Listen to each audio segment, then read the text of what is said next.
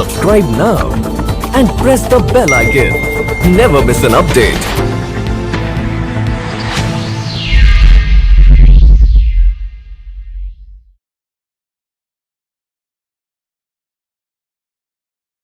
अब नशे का सेवन करने वाला कोई भी व्यक्ति जिसको लत वाली अवस्था आ चुकी है, क्योंकि अब हम असेसमेंट के बाद की बात कर रहे हैं, यानी कि हम ये मान के चल रहे हैं कि जिस व्यक्ति के बारे में, जिन व्यक्तियों के बारे में हम बात कर रहे हैं वो कौन है, यूज़ डिसऑर्डर वाले या फिर एडिक्शन डिपेंडेंस वाले। ठीक, तो ऐसा कोई व्यक्ति अगर हमारे पास आता है तो आम तौर पे क्या देखने को मिलता है उसमें, हम एडिक्शन की डायग्नोसिस अभी डिस्कस कर रहे थे, उसमें मानसिक लक्षण होंगे एडिक्शन से संबंधित, है ना।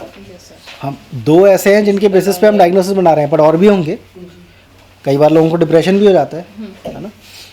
शारीरिक लक्षण होंगे, शारीरिक कॉम्प्लिकेशंस भी हो सकते हैं उसके अलावा, और बिहेवियरल व्यवहारिक भी लक्षण होंगे। ठीक, तो पहला प्रिंसिपल जो नशे के इलाज के लिए इम्पॉर्टेंट है वो क्या है कि नशे का इलाज जो है वो हमेशा एक मल्टी डिसिप्लिनरी टीम द्वारा किया जाना चाहिए, है ना। तो इट्स अ टीम एफर्ट, कि सिर्फ एक एक्सपर्टीज़ होना काफ़ी नहीं है कि जी सिर्फ मुझे ये पता है दवाई क्या देनी है, या मुझे सिर्फ ये पता है कि काउंसलिंग क्या करनी है, या मुझे सिर्फ ये पता है कि फैमिली से क्या बात करनी है, वो काफ़ी नहीं है। ठीक, डिफरेंट टाइप की जो स्किल है वो साथ में आएगी, तभी नशे का इलाज आप ठीक से कर पाएंगे, क्योंकि आपको साइकोलॉजिकल इश्यूज़ को भी डील करना है, सोशल इश्यूज़ को भी डील करना है, फिज़िकल प्रॉब्लम से भी डील करना है। तो that is the first principle. इसीलिए इरका में भी अगर आप देखें तो डॉक्टर है आपके पास, काउंसलर्स हैं, नर्सेज, वार्ड बॉयज़ हैं, आउटरीच वर्कर है, योगा थेरेपिस्ट है, और कौन कौन है, मेडिटेशन, है ना। ये सारी चीज़ें हैं कि नहीं। क्यों दिया गया है ये सब, क्योंकि ये सारी चीज़ों का अपना अपना रोल है। अब ये ज़रूर है कि जिस टाइम व्यक्ति विड्रॉल में है उस टाइम पे काउंसलर क्या कर लेगा। अरे काउंसलिंग सेशन में बैठने के लिए उसको फिजिकली और मेंटली स्टेबल होना ज़रूरी है कि नहीं। तो डिफरेंट जो मेंबर्स हैं टीम के, है ना, हम कह रहे हैं टीम एफर्ट है, बहुत सारे मेंबर्स हैं इस टीम में, उन मेंबर्स का रोल अलग अलग टाइम पे कम और ज़्यादा हो सकता है। कि जब शुरू में पेशेंट आएगा तो ज़्यादा रोल किसका है, डॉक्टर और नर्स का। उनका काम है ना उसको दवाई दे के और स्टेबलाइज करना फिजिकली एंड साइकोलॉजिकली। जब एक बार और असेसमेंट करना, डायग्नोसिस करना, सब उन्हीं का काम है। एक बार पेशेंट स्टेबलाइज होने लगेगा तो फिर रोल आने लगेगा काउंसलर का, कि अगर मोटिवेशन कम है तो मोटिवेशन पे काम करे, है ना, मेंटली प्रिपेयर करें, एजुकेट करना उसको, कंसेंट लेना आगे के लिए, लॉन्ग टर्म कैसे इलाज चलना है, रिलैप्स प्रिवेंशन अगर उसकी ज़रूरत है तो वो सारी चीज़ें, फैमिली के साथ इंटरवेंशन। तो और उसके बाद जब वो मान लीजिए डिस्चार्ज हो जाता है तो फिर सोशल वर्कर या आपके आउटरीच वर्कर का काम आने लगेगा, फॉलोअप करना, होम विजिट करना। तो अलग अलग जो टीम के मेंबर्स हैं उनका टाइम अलग अलग टाइम पे काम जो है डिफरेंट रोल्स है, और वो प्रोमिनेंस और जो है चेंज होती रहती है। तो इसीलिए दूसरा जो प्रिंसिपल है वो क्या है कि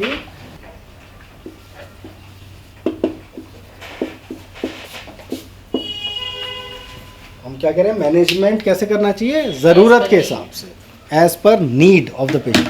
तो शुरू में उस पेशेंट की नीड क्या है कि उसको बिना शराब पिए रात में नींद आ जाए, उसके हाथ नहीं कांपे, उसको घबराहट नहीं हो, वो तसल्ली से बैठ पाए, खाना पीना खा पाए। ठीक, आपने वो अचीव कर लिया तो अब डॉक्टर और नर्स का रोल कम होने लगा और काउंसलर का रोल बढ़ने लगा, क्योंकि उसकी नीड अब चेंज हो गई। अब उसकी नीड ज़्यादा क्या है कि उसको समझ में आए कि अब ये छूट गई है शराब कुछ दिनों के लिए, छोड़ के कैसे रखनी है ना। वहाँ काउंसलर का रोल बढ़ने लगेगा, डॉक्टर का भी रोल रहेगा, नर्स का भी रहेगा, क्योंकि मेडिसिन तो लॉन्ग टर्म भी आती हैं उसके लिए। तो management as per need of the patient, and the needs keep changing during the course of illness, during the course of treatment. तो जो ज़रूरत है पेशेंट की वो चेंज होती रहती है टाइम के साथ साथ। फिर एक तीसरा जो प्रिंसिपल होता है वो क्या होता है कि इसको हम लोग कहते हैं मेन्यू ऑफ ऑप्शंस।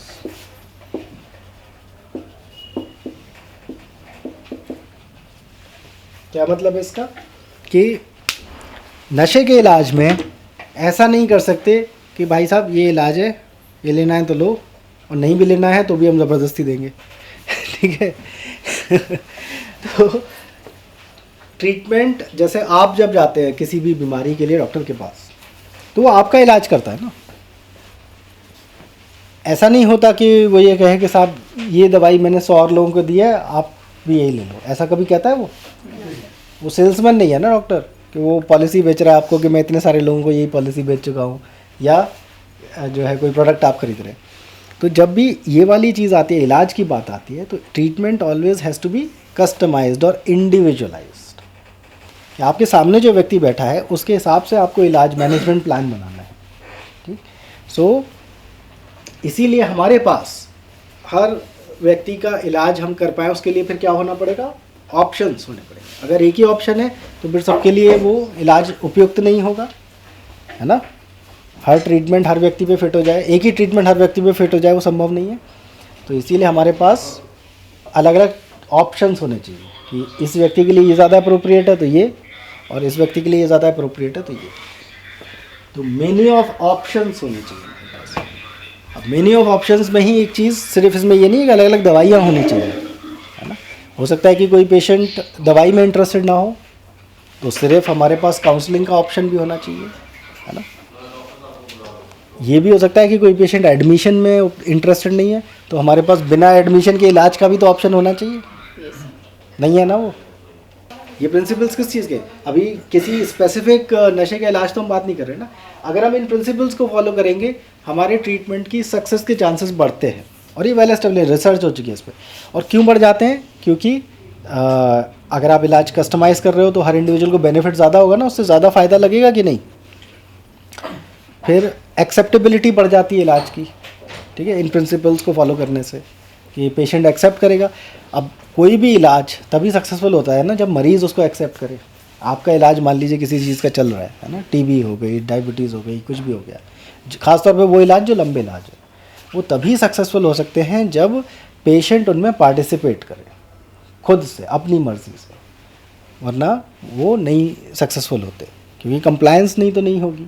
लंबे समय तक दवाई खाएगा कैसे जब आप, या फॉलोअप के लिए नहीं आएगा। तो ये प्रिंसिपल्स इसलिए फॉलो करने से बेनिफिट होता है, सक्सेस के चांसेस बढ़ते हैं। और क्या प्रिंसिपल्स हैं, तो मेनी ऑफ ऑप्शंस होना चाहिए, अलग अलग तरीके से हम इलाज कर पाएँ, जैसे जैसे उसकी नीड है उसके हिसाब से। टीम एफर्ट होना चाहिए, जो उसकी दूसरी ज़रूरतें हैं, है ना,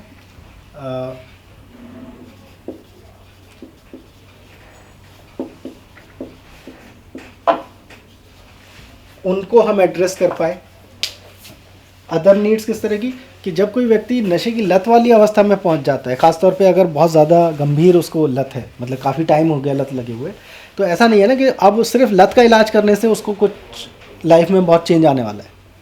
मान लीजिए उसके घर वालों ने उसको छोड़ दिया, उसके सर पे छत नहीं है, वो काम नहीं कर पाता, भीख मांग के गुजारा कर रहा था, है ना।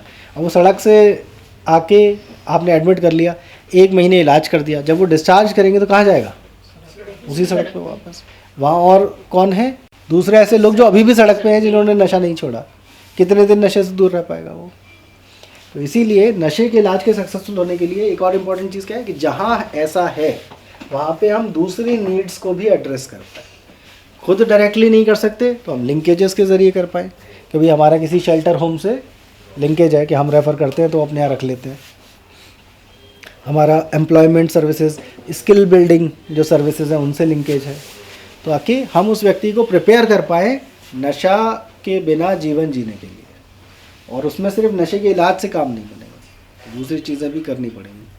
तो ये भी एक इम्पॉर्टेंट प्रिंसिपल है। एक और प्रिंसिपल क्या है, हम उसको शॉर्ट में लिख देते हैं, ऑटोनॉमी।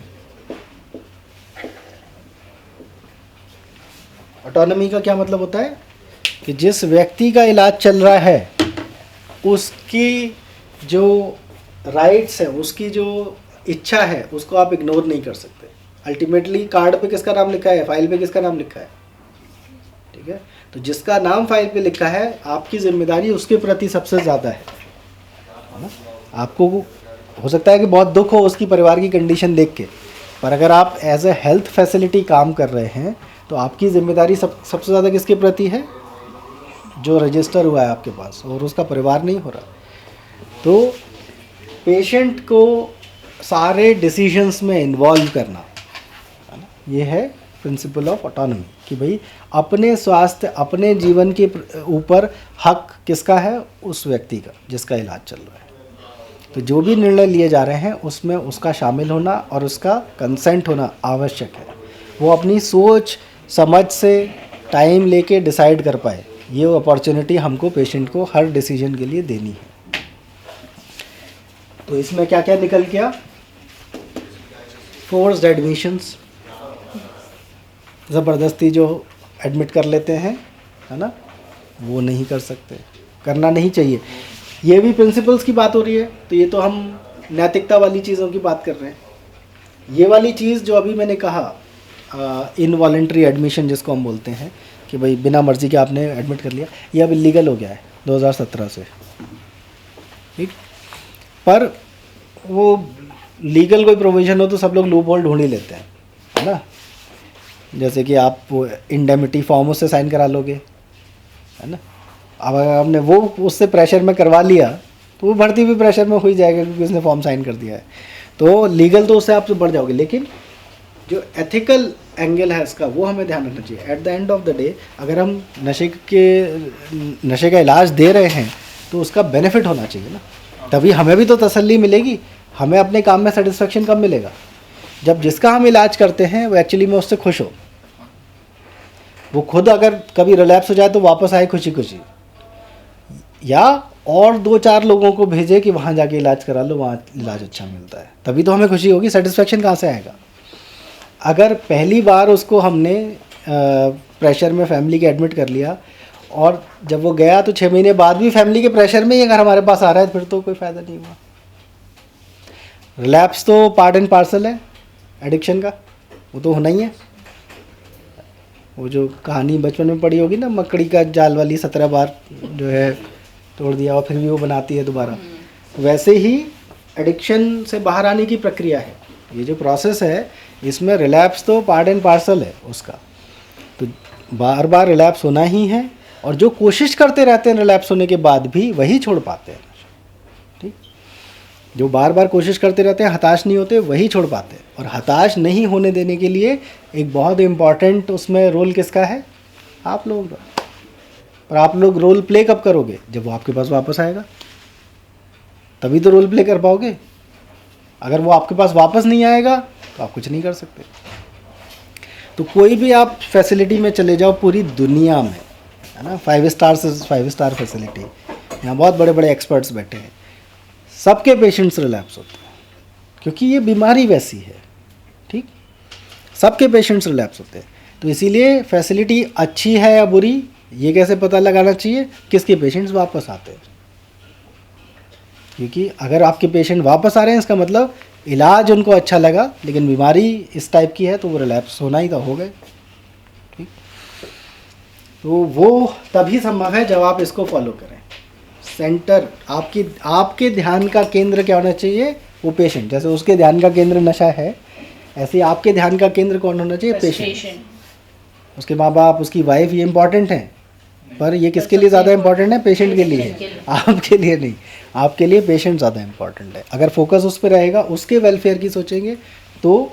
और ज़्यादातर केसेस में हम ये सब जो करते हैं, क्या सोच के करते हैं? हम पेशेंट की भलाई के लिए कर रहे हैं, बट वो शॉर्ट टर्म में भलाई है ना, कि हाँ इस टाइम पर इसको इतनी दिक्कत हो रही है, हम एडमिट कर लेंगे, इलाज कर देंगे, इसको फ़ायदा होगा। पर ये तो बीमारी लंबी है, बार बार रिलैप्स होना है। क्या लॉन्ग टर्म में उसका फ़ायदा है? उसका लॉन्ग टर्म में तो नहीं है, क्योंकि वो वापस नहीं आएगा। फिर आप क्या करोगे?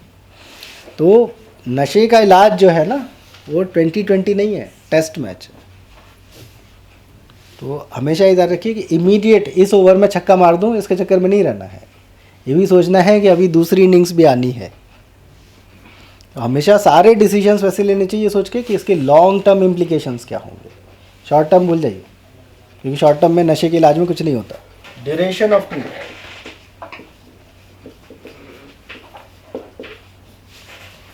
ड्यूरेशन ऑफ ट्रीटमेंट नशे के इलाज में इज़ ऑलवेज लॉन्ग। तो नशे की लत अगर आप डायग्नोसिस बना पा रहे हैं, अगर आपने डायग्नोसिस ठीक से बनाई है, तो इट ऑटोमेटिकली मीन्स कि इस व्यक्ति को लंबे समय तक इलाज की आवश्यकता पड़ेगी, ऑटोमेटिकली। क्योंकि जो डायग्नोसिस आप बना रहे हैं वो कैसी है, is of a chronic relapsing illness. ठीक, जो बीमारी धीरे धीरे करके लंबे समय में डेवलप होती है और बार बार लौट के आती है, उस बीमारी की डायग्नोसिस आप बना रहे हो। अगर ऐसी किसी भी बीमारी की डायग्नोसिस जब हम बनाते हैं तो ट्रीटमेंट ऑटोमेटिकली लॉन्ग टर्म या लाइफ लॉन्ग हो जाता है। क्यों? दूसरा एग्जाम्पल इस तरह की बीमारियों का क्या है, एस्थमा, लंबा चलता है ना इलाज, क्योंकि बार बार सांस उखड़ती है। डायबिटीज़, हाइपरटेंशन, हाइपोथायरॉयडिज्म, थायराइड का हार्मोन लेना पड़ता है उनको जीवन भर, ऐसी डायबिटीज़ में। तो इस तरह की सारी बीमारियों में, या एपिलेप्सी भी उसी टाइप की बीमारी है, क्रॉनिक रिलैप्सिंग इलनेस, इन सारी बीमारियों में इलाज लंबा चलता है ताकि हम बीमारी को कम, एक तो पहले बीमारी से बाहर ला सकें व्यक्ति को, और फिर दूसरा उसकी रिकरेंस को रोक सकें, इसलिए इलाज लंबा चलता है। तो अगर एडिक्शन किसी की डायग्नोसिस बनी है तो मान के चलिए कम से कम 6 महीने के इलाज की उसका आवश्यकता होगी। उससे कम इलाज मतलब वो सब ऑप्टिमल है, कर सकते हैं। नशे के केस में क्यों लंबे इलाज की आवश्यकता होती है? हम जैसे बात कर रहे थे ना, नशे के शारीरिक कुछ लक्षण होते हैं नशे की लत के, कुछ मानसिक होते हैं, कुछ व्यवहारिक। तो शारीरिक लक्षण तो आप ख़त्म कर सकते हो 15-20 दिन में। जैसे आपका जो एडमिशन होता है टिपिकली 1 महीने का, उसमें एक्चुअली में व्यक्ति शारीरिक रूप से एडिक्शन से बाहर आ चुका होता है, पर क्या मानसिक रूप से एडिक्शन ख़त्म हो गया होता है उसका? नहीं। तो जो मानसिक लक्षण है एडिक्शन के, खासतौर पे क्रेविंग, वो एक्चुअली में कई महीने चलती है, धीरे धीरे कम होती जाएगी पर रहेगी कई महीनों तक, और जब तक वो ख़त्म नहीं हो जाती तब तक इलाज व्यक्ति का होना चाहिए। इसीलिए नशे के इलाज में ओपीडी ट्रीटमेंट का इतना इम्पोर्टेंट रोल है।